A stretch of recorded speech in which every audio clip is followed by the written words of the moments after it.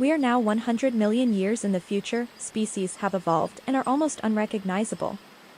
The names of taxonomic groups are retained to understand the origin of the species presented, but they no longer really make sense. New groups exist, but there are no more humans to classify all of this. This first animal is a snail whose shell becomes covered in moss with age, which allows it to camouflage itself but also allows fungi to develop on it.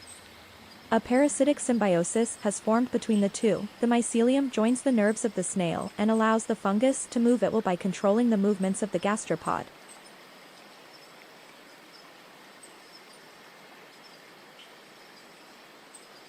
Giant snakes have become more common during this period, but the warty snake is one of the strangest. It lives in a very specific ecosystem, in an extremely humid forest at the center of what was once called Africa, which has been covered by invasive moss. The snake has adapted to the humidity and heat of this environment and primarily consumes fungi and amphibian eggs. It has a granular appearance, with its skin forming numerous bumps to capture air for cooling. There is also a layer of disinfecting mucus on its yellowish skin. Due to its large size, it fears few predators in its environment. Rather, the threat comes from small organisms or bacteria that could proliferate in the folds of its skin and make the animal seriously ill.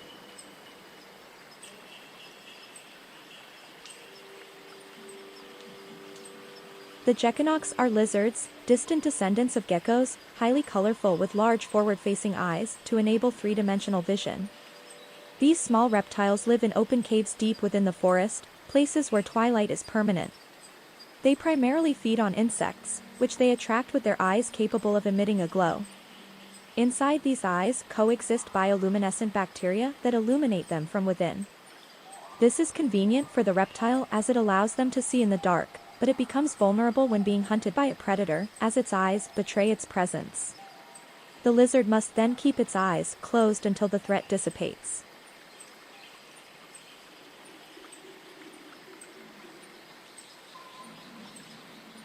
This period seems to be the golden age of the new iguanas, as they will diversify over time to occupy different ecological niches.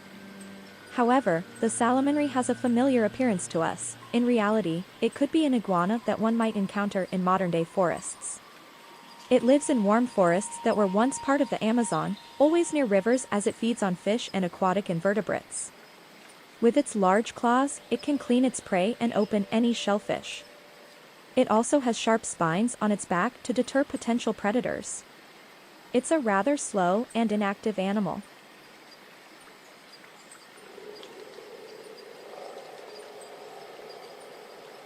The leord is also an iguana that has evolved into a large carnivorous predator measuring 3 meters in length. Their legs have elongated beneath their bodies to allow for long strides in pursuit of prey. These animals live in small groups of about 10 individuals, and hunting is organized collectively. They are highly social and communicative animals. The frill of scales around their heads is used to impress or show submission to their peers, depending on whether it's expanded or folded. Both males and females have this frill. They possess powerful claws at the ends of their limbs to tear apart large prey. The teeth of this animal are relatively small, and they typically swallow large chunks of prey whole, cut up by their claws, without chewing.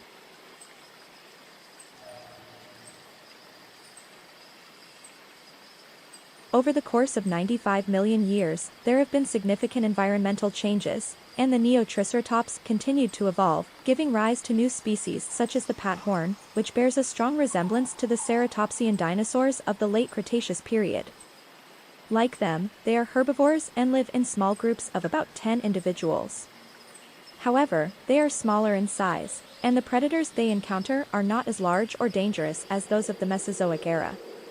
Initially descended from chameleons, these animals can no longer change color according to their moods and have lost their long tongues. However, their eyes remain independent, allowing them to see threats from various angles.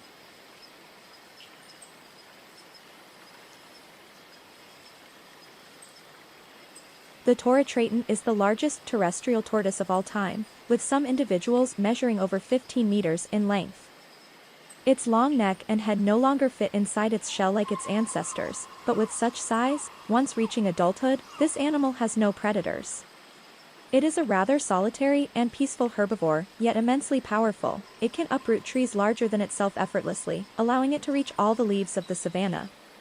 Mating is perilous and occurs in water. The female, much smaller than the male, must swim beneath his body to mate, with the water aiding her to avoid being crushed. She then lays her eggs in a hole she digs and covers, returning later when they hatch to care for her offspring.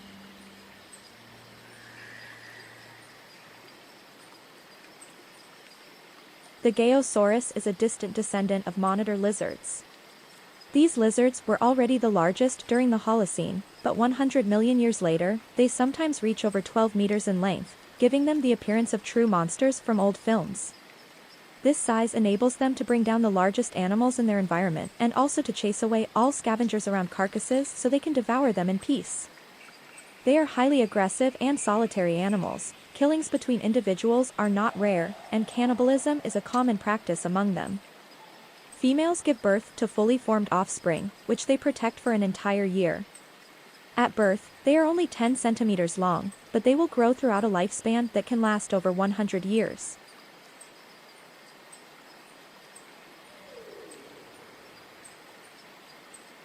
The blue gulp is a rather unique lizard.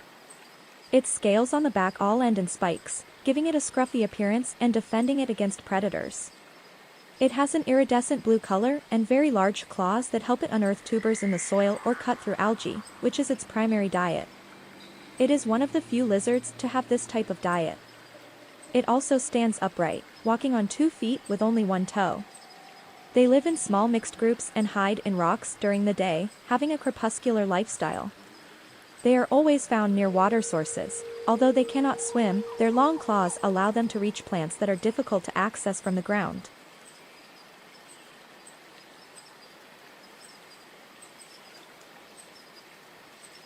Once, puffins were small birds equally comfortable in the air and in the water, but they have evolved into terrestrial birds that no longer fly.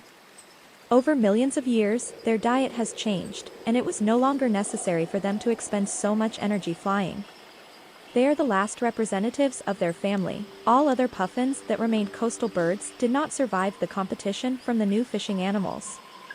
The walking puffin lives in pairs, and both individuals care for their single offspring during its first 3 years. They are not prolific animals, but they have few predators in the northern regions they inhabit. They are intelligent birds that manipulate objects with their beaks to scratch vegetation. They also have small claws at the ends of their wings.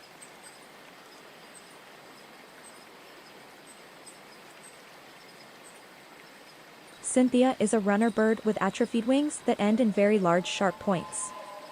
Descended from galliforms, they are highly combative, using their swords against predators, but especially during violent mating battles. They also have a sort of helmet above their heads, providing some meager protection during conflicts. The swords of the females are smaller, and they lack a helmet. Even during the Holocene, this bird family exhibited strong sexual dimorphism. They can run very fast in the understory of boreal forests, reaching speeds of up to 70 kilometers per hour. They feed on small animals, both vertebrates and invertebrates, and ingest stones to aid digestion in their stomachs.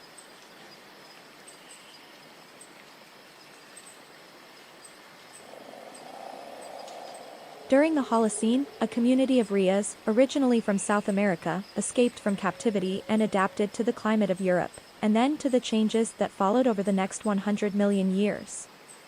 Hay8 is a descendant species of these rheas, and its appearance is entirely unique. Its head has descended to the level of the thorax, but it has retained a false head above that serves as a decoy. When attacking large prey, the prey focuses on the false head equipped with a large claw, while the real head lower down devours the prey with a huge beak. It is an ambush predator as it is not a good runner. It lets animals approach with its harmless ostrich-like appearance. With this technique, it can eat animals as large as itself.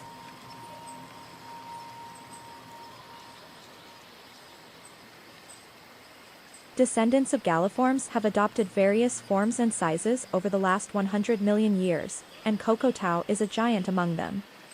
Despite its large size, this bird can surprisingly fly for several hundred meters. Its body is quite light, and once its wings are spread, they are gigantic.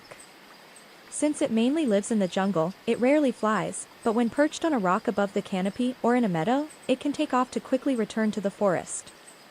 Kokotau feeds on fruits and leaves. Their eggs are golden with a very thick shell, making them quite visible in the vegetation, but the nest is fiercely guarded by the female, who will defend it violently.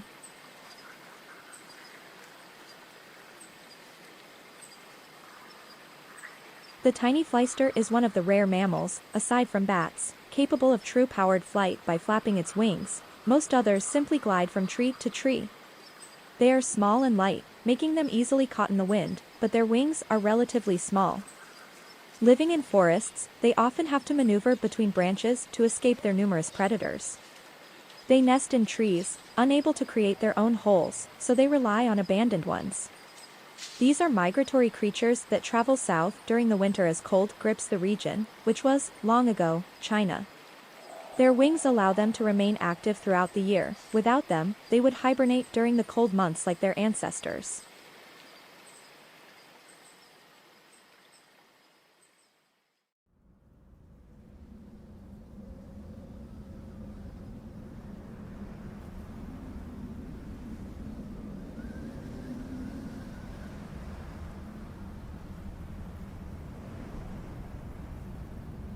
Over time, many cephalopods have ventured out of the water onto land, facing the challenge of maintaining a moist body in environments like the desert. Mollusks have the genetic capability to develop shells, observable in bivalves, gastropods, and even cephalopods such as ammonites. The gene for shell development lay dormant in octopuses and squids, but it has re-emerged in the ball octopus. This mollusk is covered in shells that form a ball around it, with its tentacles and eyes protruding through holes. This structure protects it from predators and dehydration, and it moves by rolling, aided by its tentacles. It serves as a cleaner, feeding on the feces left behind by larger animals.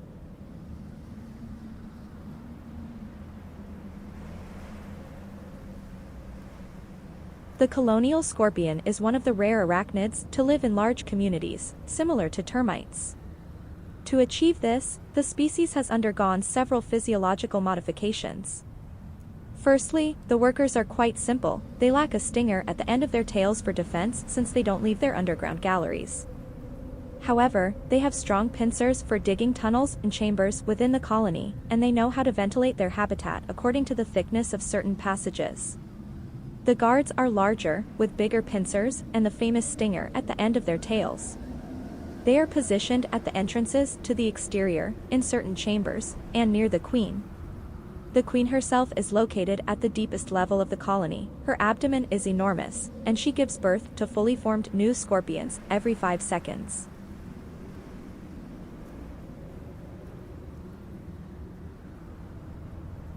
Woodlice have always been numerous and prolific animals, and the giant desert pack is one of their descendants, likely one of the most surprising.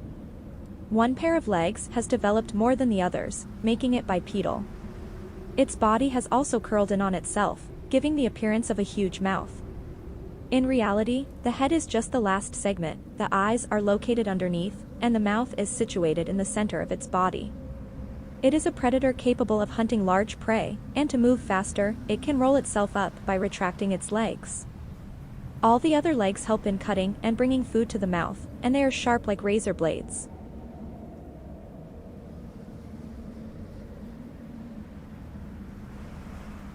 Grasshoppers have always been specialized in singing loudly to communicate with their peers, and things haven't changed for the loud cricket. They have even perfected this trait. The last pair of legs no longer serves for locomotion. Instead, they end in 2 small hammers, their defense weapon against potential predators and for courtship displays, to attract females. At the same time, the friction of its legs against its body produces a powerful sound that can be heard over 10 kilometers away. It moves on all 4s and is no longer as fast or agile for climbing in the grass, but it remains stable on the ground.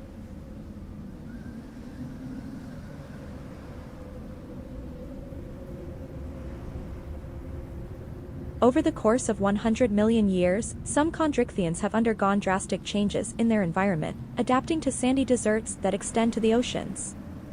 Lungs have developed, and they have retained their general morphology to become the dune shark, a shark that literally swims through the sand dunes of the desert and never returns to the water. It is blind, its eyes have even disappeared. It hunts small prey by sensing the slightest vibration in the ground. Its caudal fin is powerful, allowing it to move at speeds of up to 30 kilometers per hour while fully submerged. It ambushes prey by burying itself completely under the sand. Its skin perfectly camouflages it if it doesn't have time to hide from its own predators.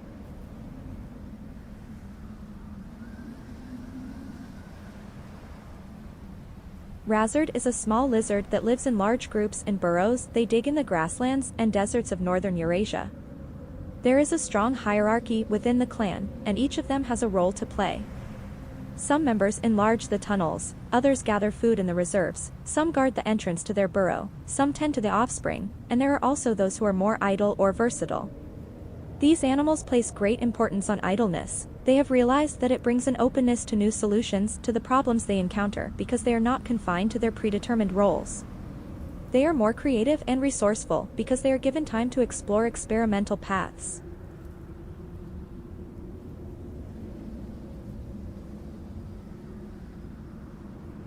Some iguanas have grown very large, such as the bramard, which closely resembles the reconstructions of dinosaurs made by humans in the early days of their discoveries.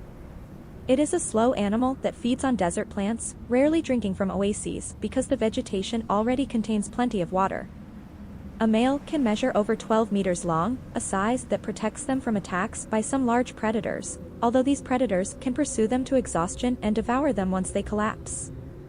They live in small herds without hierarchy and migrate according to food sources depending on the seasons. These animals are placid and would have been easily domesticated by humans as mounts or working animals.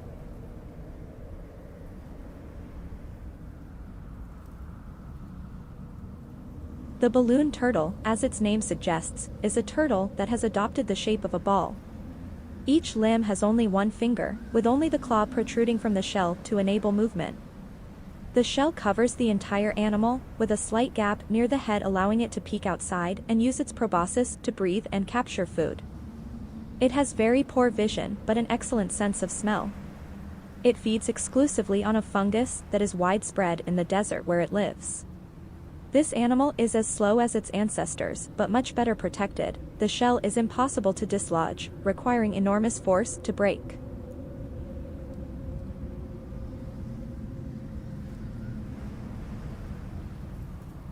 Browser is a giant carnivorous turtle, much more agile and faster than its ancestors.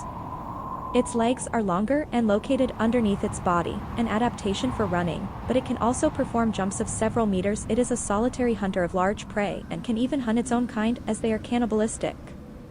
Their heavy shell serves both as protection and as a weapon. They have two enormous spikes that protrude forward. To take down large animals, they sprint towards them and thrust their shell into the prey. Such an impact kills the animal instantly. Females are larger and more aggressive than males, and reproduction is a challenging process for them.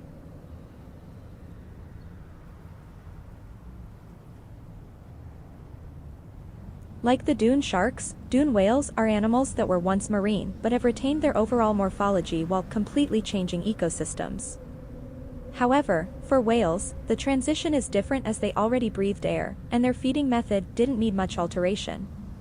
Originating from filter-feeding whales, these whales feed by filtering microorganisms living in the desert sand. They ingest a large amount of sand, and enzymes sort through the nutrients, then they expel the sand through their nostrils. To help them move through the sand, they have a powerful tail that has become vertical, and their flippers have reverted to limbs, with the bones that once formed a hand being retained.